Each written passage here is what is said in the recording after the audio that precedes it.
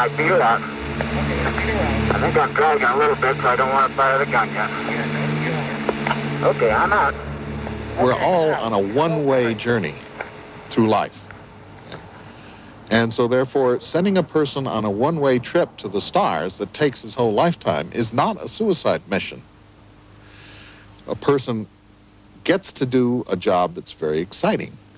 And really, when you and I work, we work for all of our lives. Hopefully it's something that's interesting. These people would be the same way.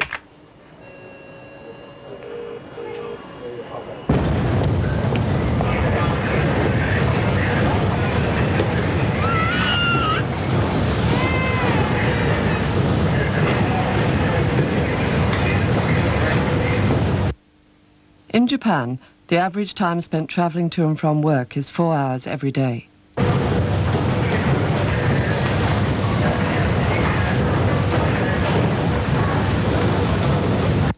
An estimated 537 million cars will be on the road worldwide in 1991.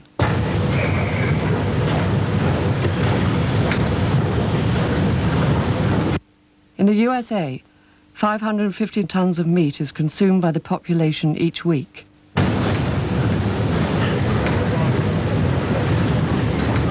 Every day, 430,000 newspapers are printed in Britain.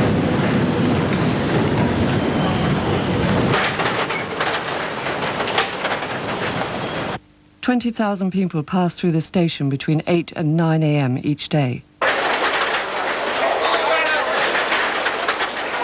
Like most other people, I'm bored with this endless debate in the news about disaster and crisis, where we're told that now even our most basic needs are poisoned or diseased.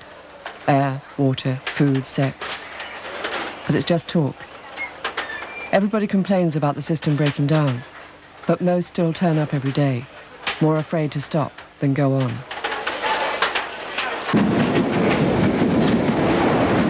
Not all of us struggle to work. There have always been people who objected to the direction we're moving in and resisted it in different ways. But it took more than a few madmen to create this world I was born into. It took faith in their madness, a willingness to be processed and rationalized, a willingness to be slotted into isolated and artificial worlds of work, each one more insane than the last, the results of centuries of masculine obsessiveness. During the Big Bang. Each world has experts who defend their territory with impenetrable walls of detail, determined to keep this madness they call progress rolling, whilst providing us with our bigger cars, faster food, smarter computers, more interesting holidays, longer life.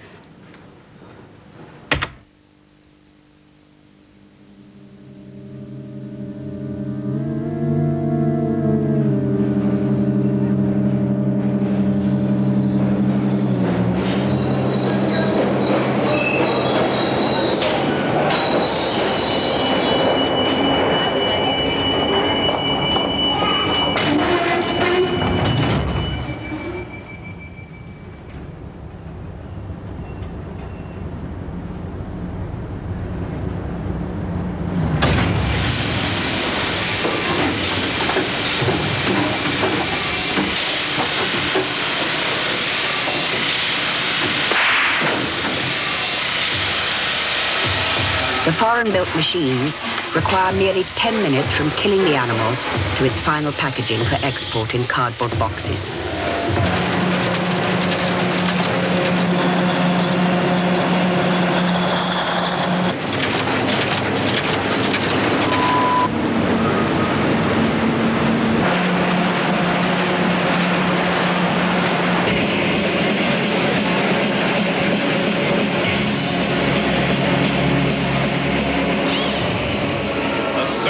Energy and initiative of the 20th century have made it the most productive in history.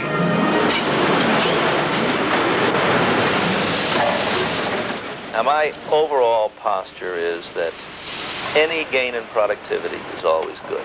That's a fundamental, I consider axiomatic, that you shouldn't even talk about stopping anything which increases productivity. It was easy for me to stop this machine, but the bigger one seems to have the accelerator jammed at full throttle. 10 minutes is all it takes to turn a live cow into beef burgers. 2 minutes to eat one. It's only production that makes money. Making things, building houses, making cars, producing washing machines, making computers, if you like. The fascination we have with gadgets and tools makes it hard for us to slow down. We hate pollution, but love our cars. Making, inventing, and buying things keeps us busy, and there are a lot of us to keep occupied.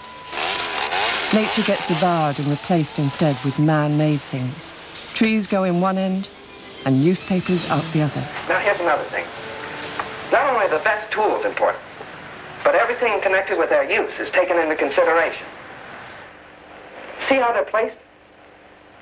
Just like machines in our factory. Straight line production. How come they never learn? I imagine today's experts will look just as ridiculous in a few years. Yet they did manage to turn most of the world into a factory, even homes and schools. Even though the factory is out of date in our high-tech society, the world is still being swamped with artifacts.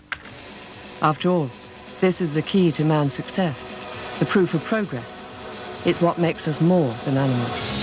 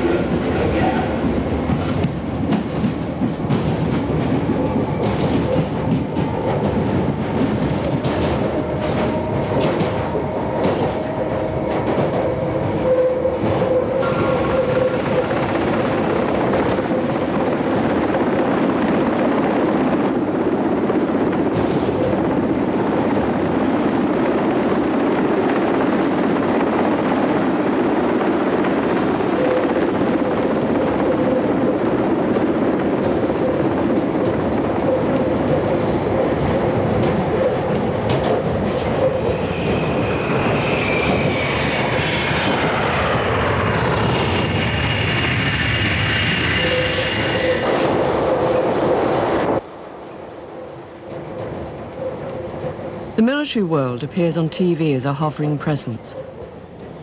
Most of us rarely actually come into contact with it. Yet half the world's scientists and vast quantities of natural resources are used up to protect us, whether we like it or not.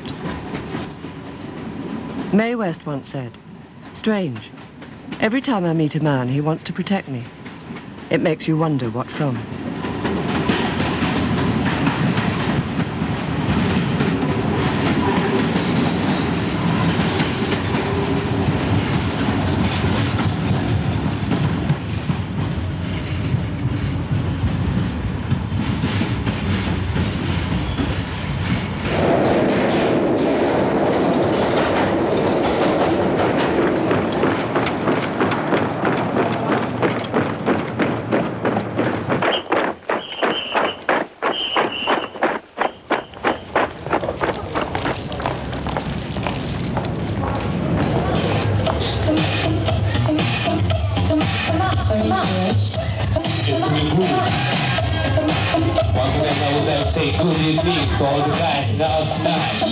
USS New Orleans, USS Mount Henry, USS Fresno, USS Ogden, USS Marvin, USS Stewart, BC Park. Bend and stretch.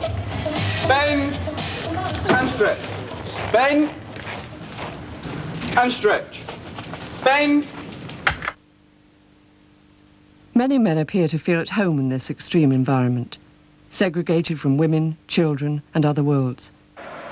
Territoriality is still rampant in our high-tech society, as warring gangs of males display common obsessions.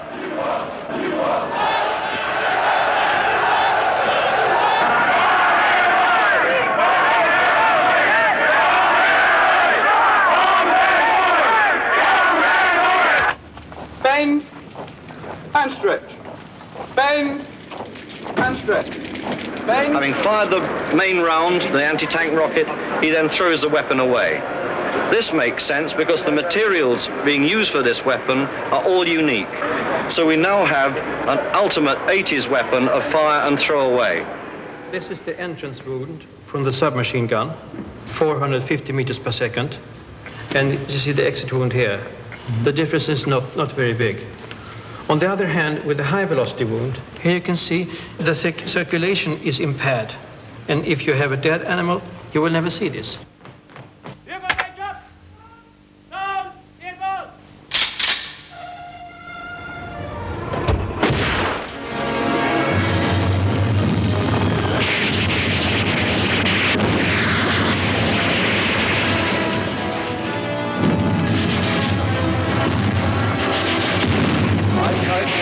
My 7 years of command at the age of 46. I became a general when I was 46. No, I became a general when I was 39. I became a general when I was 46. When I was 1 until I was 60, so it was a third of my career. Which... Soldiers still strutting round like heroes, protecting us, seem at odds with the scientific essence of modern military technology. Remote, automatic, and hugely powerful modern warfare barely requires the human robots anymore, except as ardent admirers, excited by bigger bangs and the technology to hit more distant targets. Encased in their military cocoon, the outside appearing as blips on a screen. Enemy tank.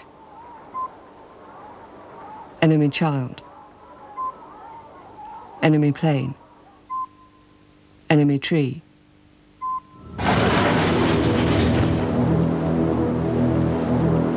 And detecting other submarines is Commander Walker's main task. His vessel is HMS Trafalgar, a nuclear-powered submarine hunting submarine.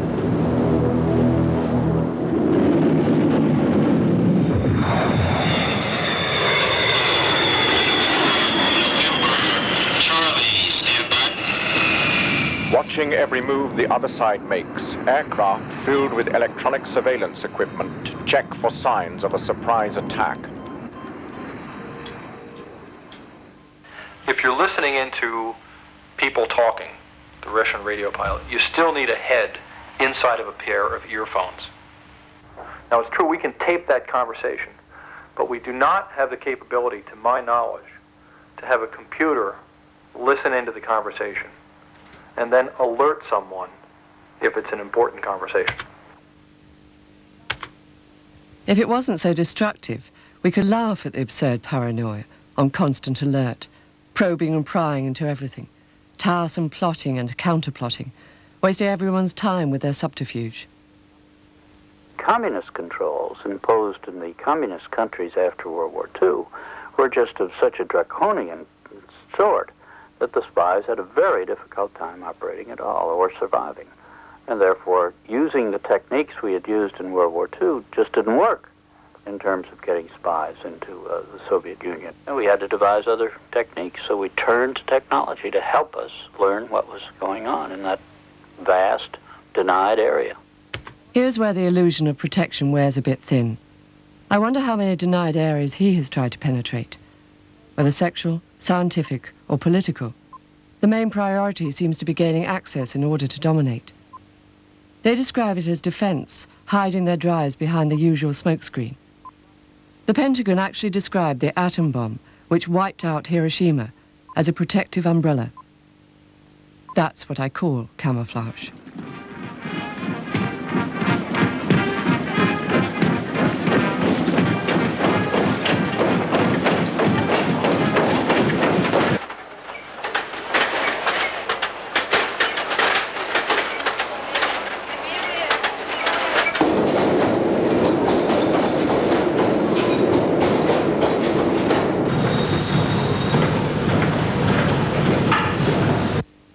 I wonder how many were late today, like me.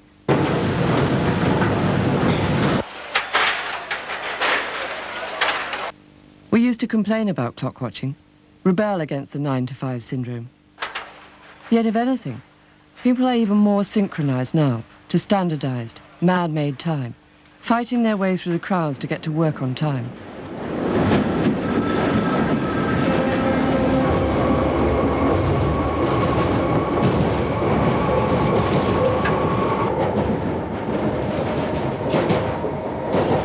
It's as if mechanical time, counted in units, has made us more self-conscious of aging, even though they've hidden the natural processes, birth, aging and death, away in institutions, and try to block the cycles.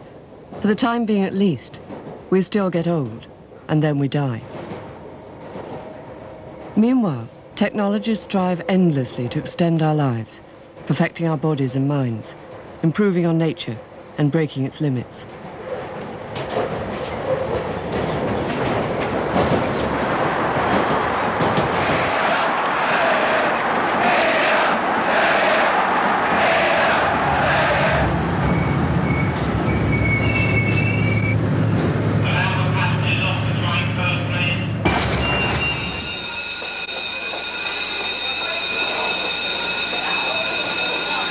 Right, so you can use colors, you can use little words, you can use pictures, whatever you like, as fast as you can go, starting now.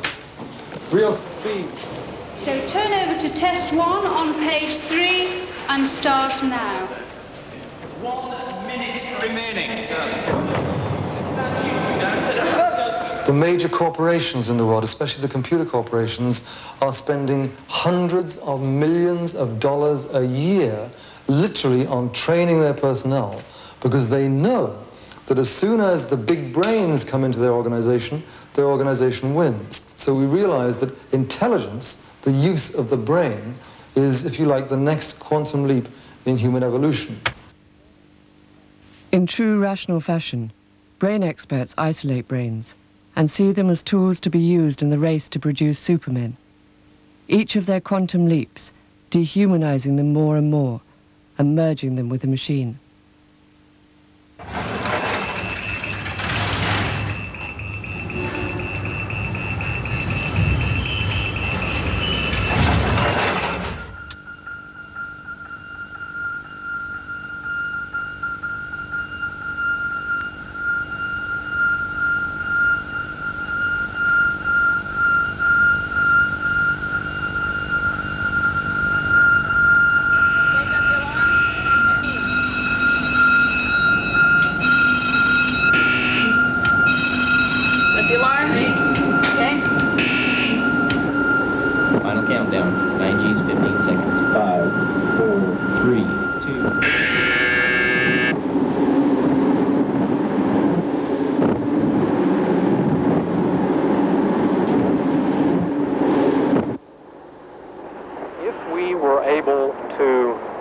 That was going to go on in a battle. If we knew where the enemy was going to be, we knew where our friendlies were going to be, if we knew how well our aircraft was going to work, how well our weapons were going to work, it wouldn't be necessary to put a pilot in the loop, because we can program a computer or a drone to go do that work. But that's not what happens in the battle. Therefore, we believe that for a long time, we're going to have a human in the loop. Unload, unload, keep straight. Keep straight. Release the stick. Unload, unload, keep straight, keep straight. But now we have to redesign the operator.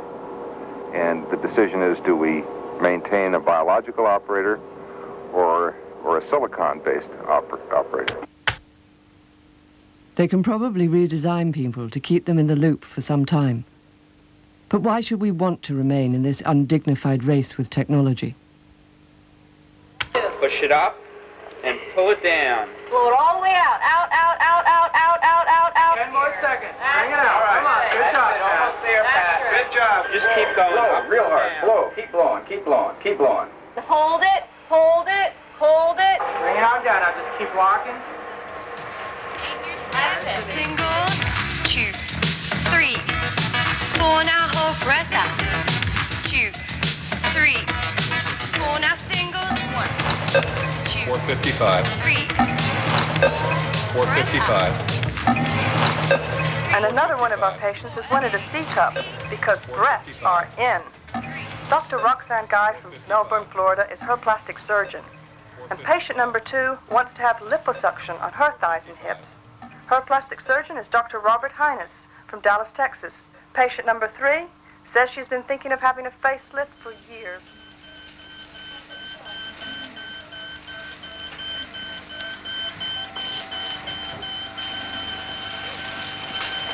You know, one thing that really concerns me is the fact that we haven't been progressing when it comes to the attaching of limbs.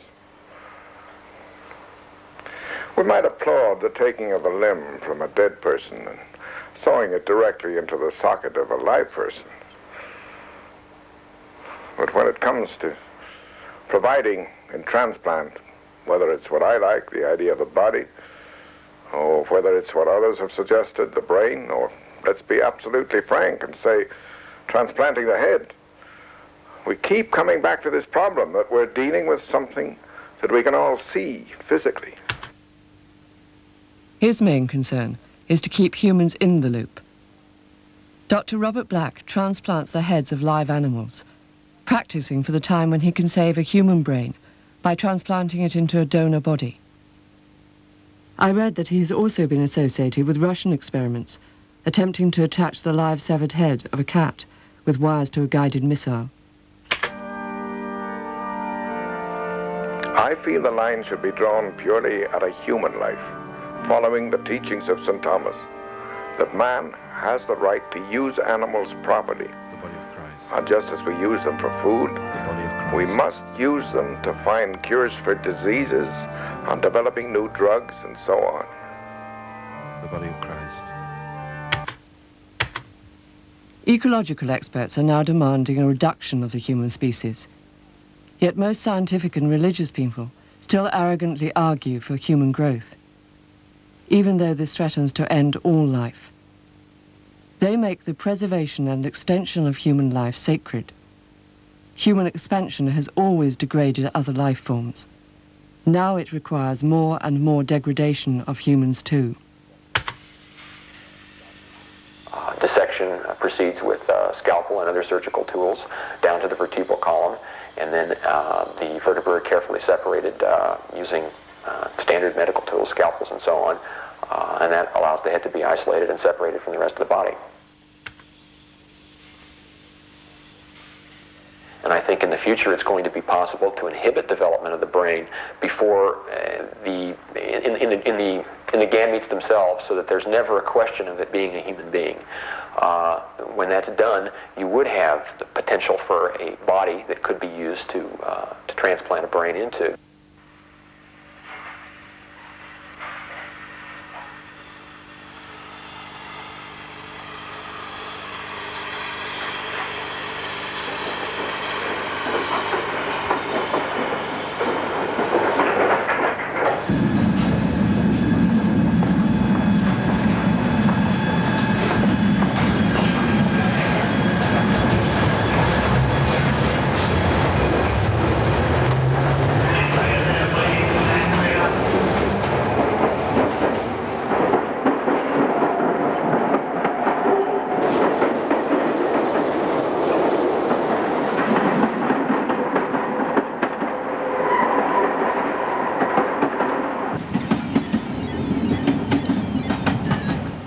Apparently, unlike girls, most boys, when given the opportunity, relate to machines better than they do to people. Men seem to have been trying to turn themselves into machines ever since they first invented them, and they've been celebrating mechanical qualities ever since. Throughout history, men have expressed a desire to distinguish themselves from lower animals and females, elevating themselves and their products above all life.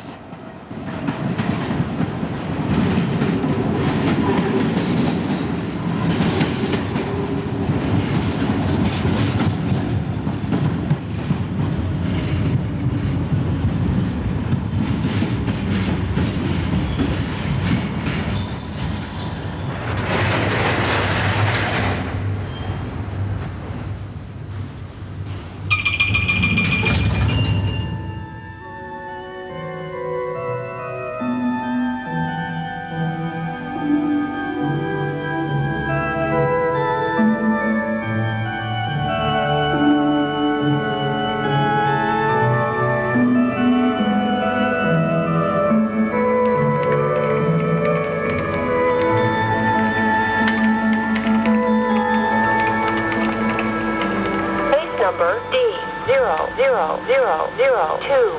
was approved without conditions on September 1st, 1988. Hello, I'm Stella. People often ask if there will ever be machines that think. Well, we ourselves are machines that think by using great computers in our brains. And someday we will know enough to build machines that do such things and more. So if you ask me what's the point of a mind, and I think I'll just rephrase that and say what's the point of a brain for the time being at least. The brain is the onboard computer. If you ask me what's the point of a scientist, I think I'll just rephrase that and ask what's the point of a human being who sees himself as a machine. It's strange that the desire to be totally rational and eradicate all subjectivity seems to produce an irrational hatred for anything not made by man.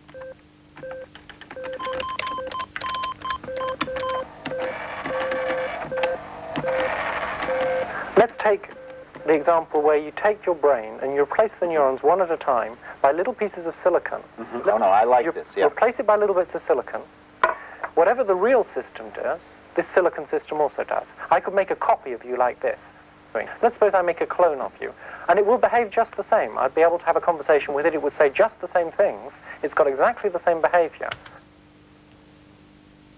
All men, and this includes those with onboard computers, emerge from their mother's wombs. It's as though these natural origins make them look weak, and they hate that. What they seem to look forward to is a totally rational world, where machines reproduce themselves, parallel to the religious world, which leaves females out of the creation fantasy. Caution, fuel. Fix it. Fix the fuel. Okay. Max range? 340 miles. Normal. Normal. God's eye. God's eye. Zoom. Zoomed.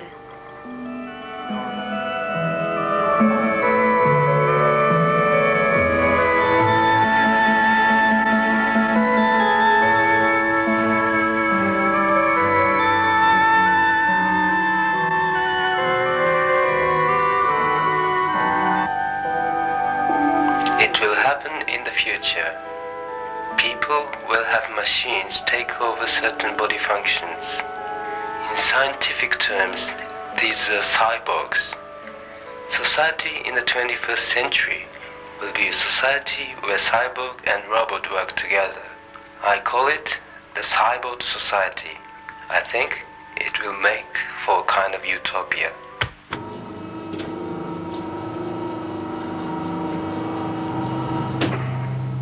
In this man's idea of utopia, nature is left out altogether, in a world where all body functions would be taken over by machines.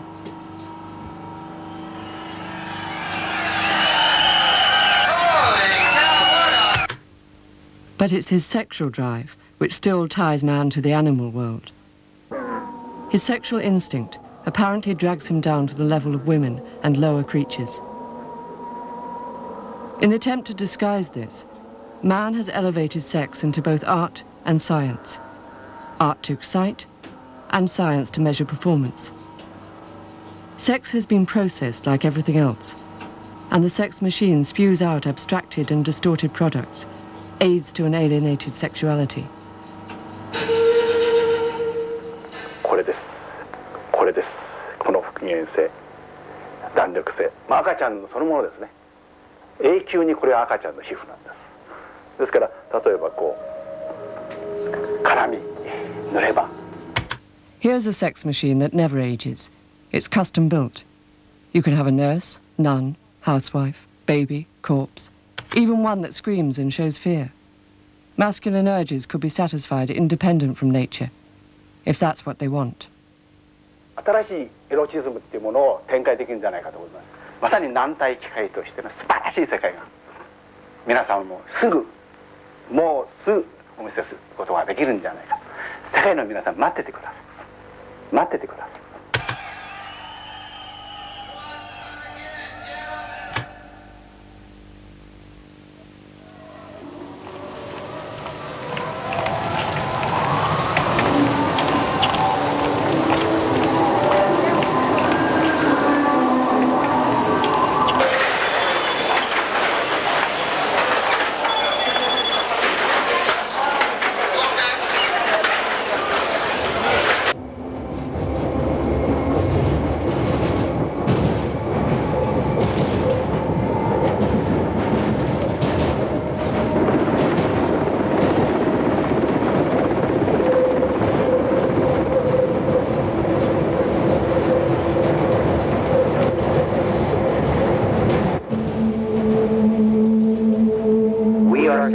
machines that think by using great computers in our brains.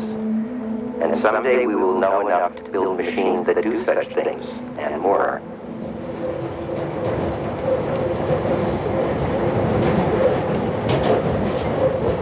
Can you imagine a guided missile that thinks like rational man? Paranoid, competitive, isolated, and insecure, but sharply focused and deadly. Wars are fought with science. Olympic medals are won with science, which has invaded every aspect of our lives. Our homes, schools, and hospitals turned into high-tech labs. Rationality is displayed everywhere, in a world where science is the dominant religion.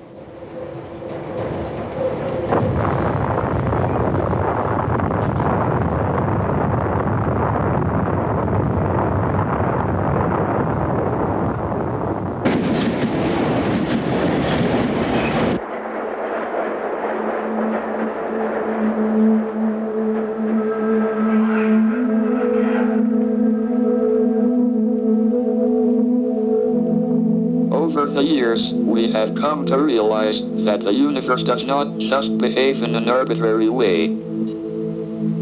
Instead, it evolves according to well-defined laws. This complete set of laws could give us the answers to questions like, how did the universe begin? Where is it going? And will it have an end? If so, how will it end? If we find the answers to these questions, we really shall know the mind of God.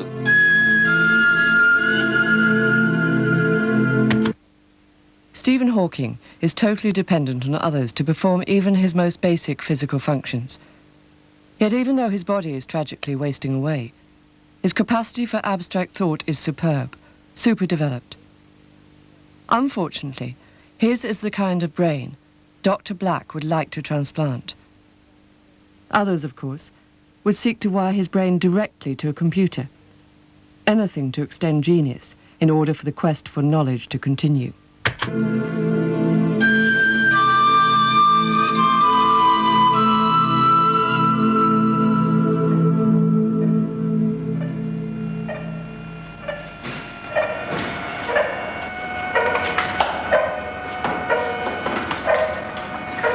Purely a function of my current and the amount of current I put on, you see. I can turn it around and leave it at any level I want, either low or high, and he will do the same thing each time.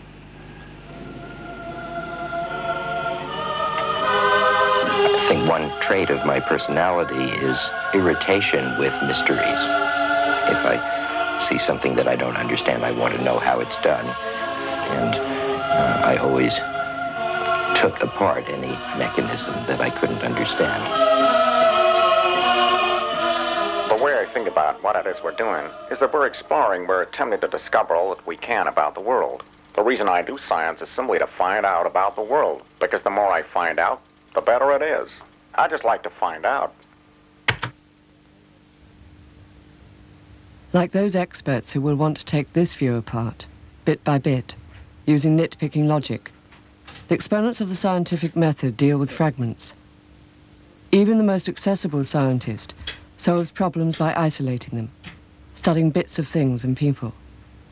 The popular and charismatic physicist who worked on the atom bomb, Richard Feynman, did much of his research in topless bars. Objectification is a strange thing. The tunnel vision of the specialist combines with a masculine eye for detail. They peer, probe, poke, and dissect with detachment.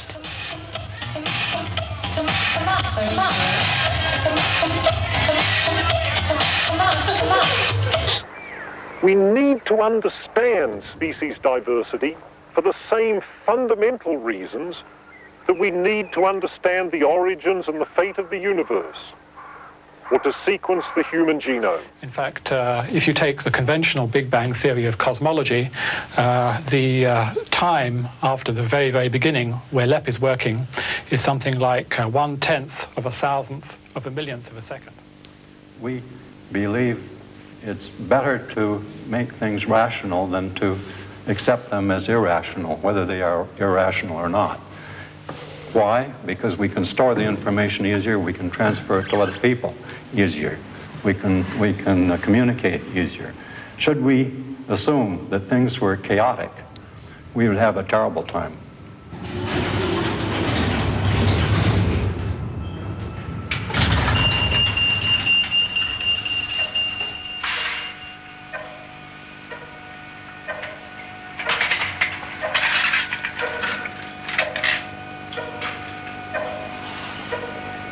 Of course, it does raise an important question. Should the scientist be concerned with the ultimate uses to which his work will be put?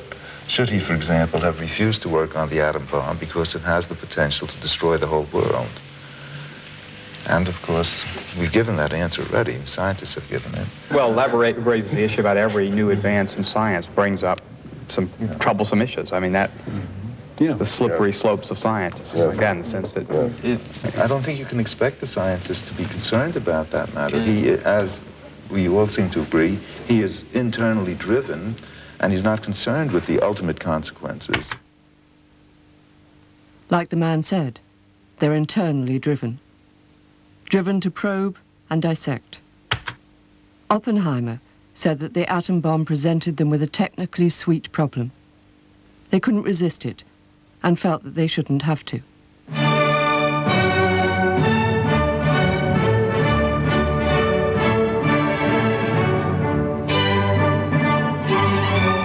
first physician in history to keep a primate brain alive outside its body, Dr. Robert J. Black.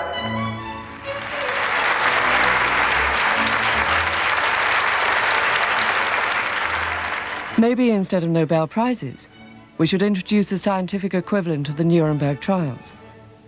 They use their neutrality as a smokescreen, whilst demanding the freedom to fulfill their internal drives, which are essentially no different from the military. The need to conquer, dominate, control, and win. In other words, male drives. The major mystery left in biology is the brain, how the brain functions. You say the brain, I agree with that. Yeah. That's natural history. That's describing what exists in 10 years. But there's another power biology has acquired, which we'll talk about later, which is to modify, beings. And that's another theme which gives biology another power, to modify, beings. Having attacked all other species, scientists now have the power to attack our own. Until recently, reproduction of the species has been regarded as a female-centered activity, and therefore peripheral. Now scientists have targeted this last denied area, bringing them to center stage in evolution. It appears our fathers wanted to be mothers all the time. To what extent mankind is going to use their knowledge and technology to alter human being itself. And I don't really know what we should do about it. There is no theoretical reason why one should not be able to manipulate and alter human embryos and therefore the resultant offspring in exactly the same way as one manipulates and alters other mammals. I suspect that we could be engineered much better than we are, and quite possibly will be in another 100 years. So I would say that we should do anything we can. We have to have rules, but if you need a candidate for a second heart or 4 arms or 2 heads, I am one.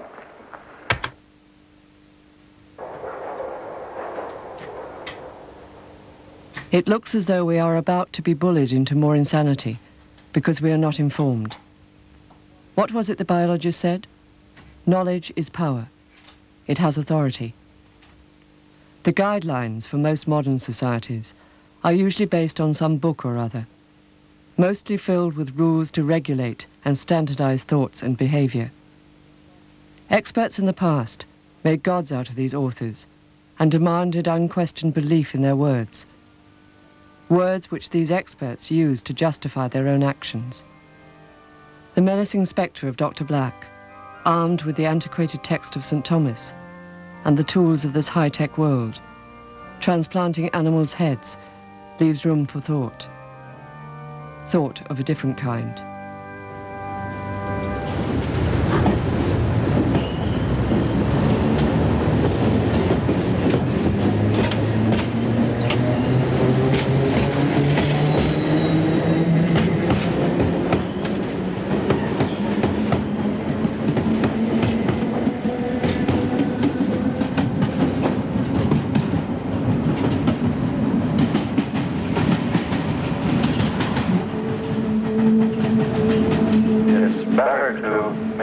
rational than to accept them as irrational, whether they are irrational or not. Should we assume that things were chaotic, we would have a terrible time.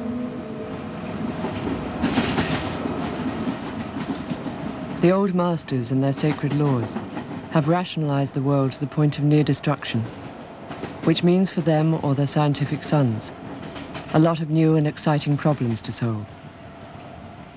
The solutions are invariably the same: more specialization, more control, more order.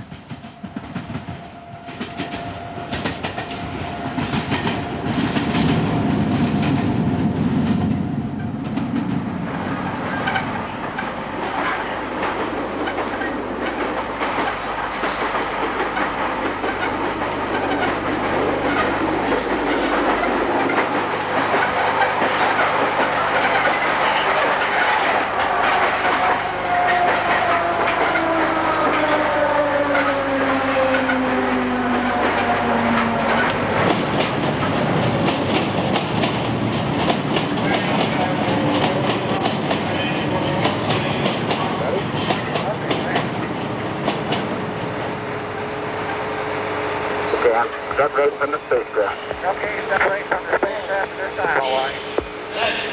8, 7, 6, 5, 4, 3, 2, 1, feu!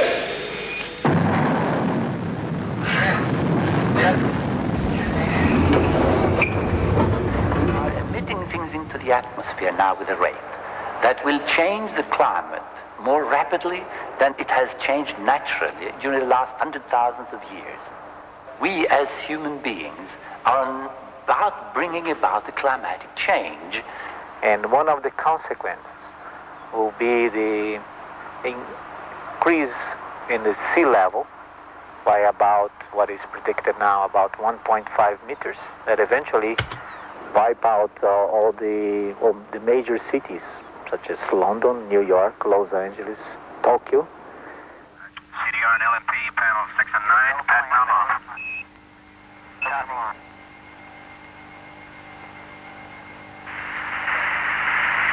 75 feet. Guys looking good, down a half. Lights on. 40 feet down. When man steps into his rocket ship and leaves the Earth behind, he must be well equipped to survive in the hostile realm of outer space. That makes him a brand new biological species. Rather than jeopardize their assumed position as masters of all things by calling a halt, they want to adapt us, to give birth to new species, capable of either surviving on this polluted planet or traveling to a new world. The thing that we could do, which would be the greatest engineering achievement for humanity, would be to terraform Mars. That would be to make Mars into a place that human beings could live. I think Mars is already an ideal place for humans. We needn't bother to go through the process of making it uninhabitable.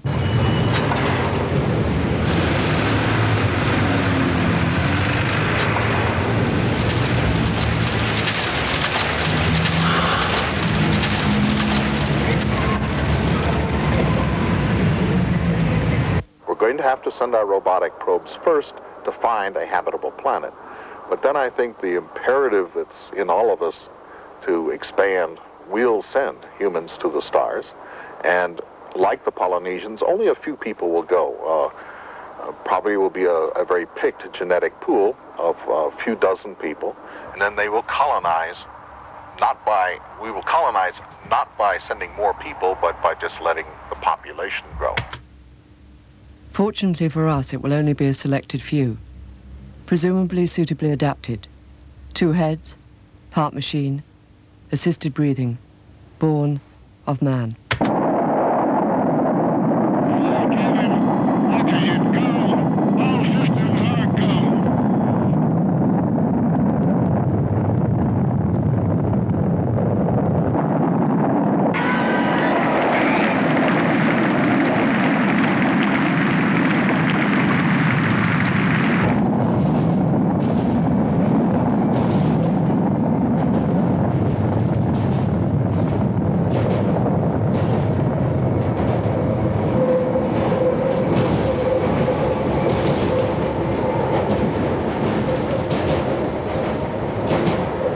Underlying the absurdity of rational man's development seems to be the belief in his superiority.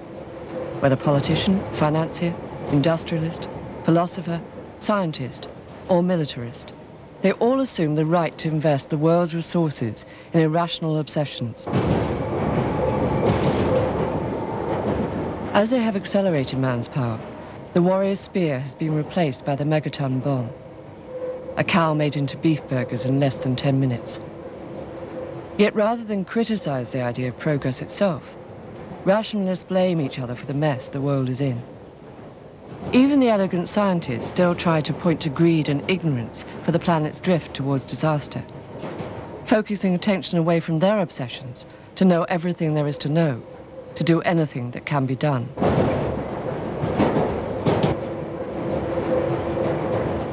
There is no theoretical reason why one should not be able to manipulate and alter human embryos and therefore the resultant offspring in exactly the same way as one manipulates and alters other mammals. In fact, I believe that by the middle of the 21st century, brain transplantation or its equivalent will be a reality. The clearest dividing point between when human beings are necessary and when they're unnecessary is when fully intelligent mobile robots begin to move around in the world. With little nano machines that have all the information to build anything that you might want to build, you could plant in your backyard essentially a seed that would grow into a Porsche, for example.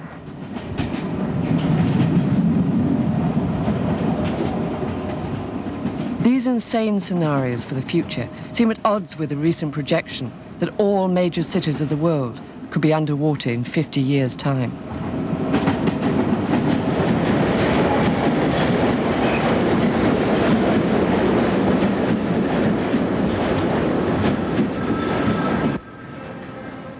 Men often say that if it was up to women, we'd all still be living in caves. There never were just caves or the barren stony landscape this assumes. There was nature, empty of man's technology, but plentiful as a habitat for all earthly species.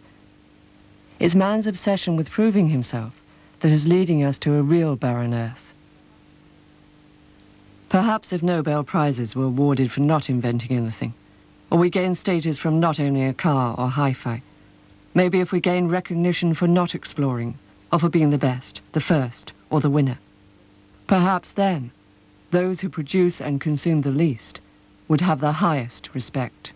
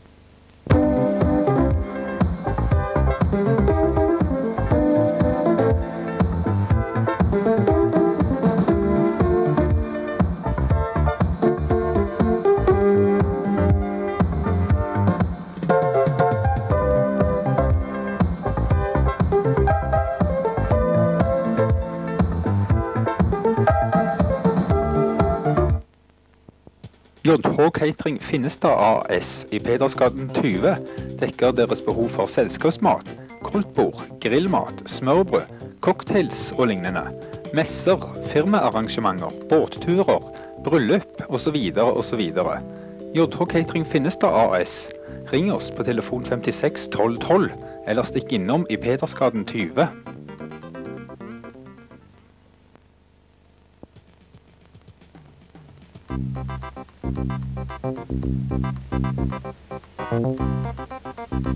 Vigo elektronikk i Øvre Strandgade 79 fører datautstyr, instrumenter, oscilloskoper, komponenter og båtutstyr som ekkolodd, VHF, båtradio og navigasjonsutstyr. Elektroniske byggesett med videre. Stikk innom Vigo AS i Øvre Strandgade 79, telefon 52 83 65. Hvor langt kommer du egentlig for 120 kroner i våre dager? Hos Bruktbilutleie på Grannesletta får du leiebil i et helt døgn for kun kroner 120, inklusiv 50 km fri kjørelengde. Ring oss på telefon 65 51 76. Enten du trenger personbil, stasjonsvogn, varebil eller pick-up. Bruktbilutleie på Grannesletta har åpent til klokken 22. Ring oss, telefon 65 51 76. 65 51 76.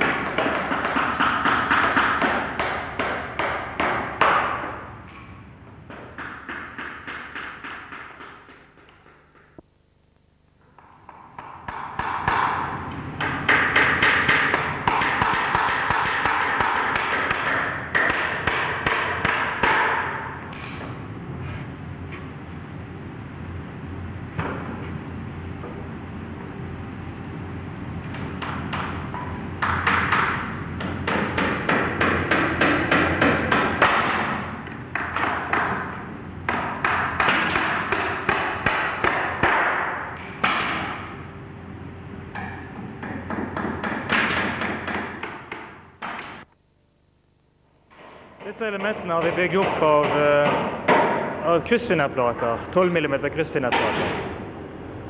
Og vi har først utprøvd størrelsene direkte i terrenget. Og kommet frem til de størrelsene som vi nå har her. Der de store elementene har en bredde på 15 cm, og de små på 14 cm. Produksjonen er lagt opp til å være så enkel som mulig, slik at hvert element da består seg av striper som er like breie. Og hvert element blir slått sammen av 8 slike tilkappede striper. Og i dag har vi da produsert ca. 25, omtrent 5 av de største her, og en 20 stykker av de små her borte.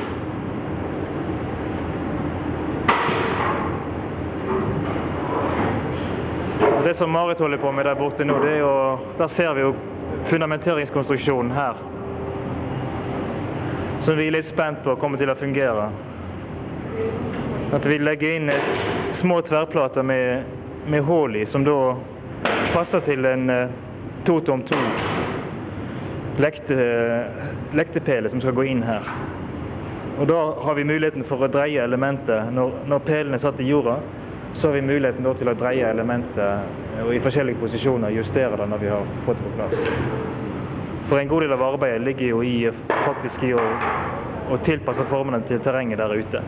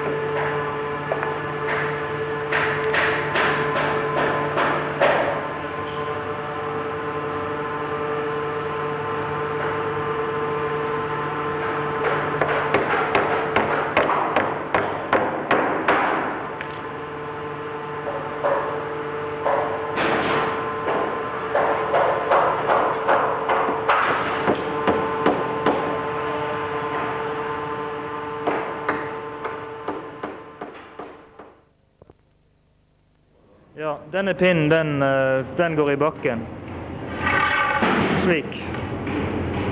Og den kommer til å bli satt ned mer eller mindre etter et rutemønster. Og når disse her da er satt ned, så blir elementene tredd oppå gjennom de hålene. Og da har vi muligheten til å variere posisjonen av elementet, dreie de eller løfte de over og bytte om. Store og små, om en gang.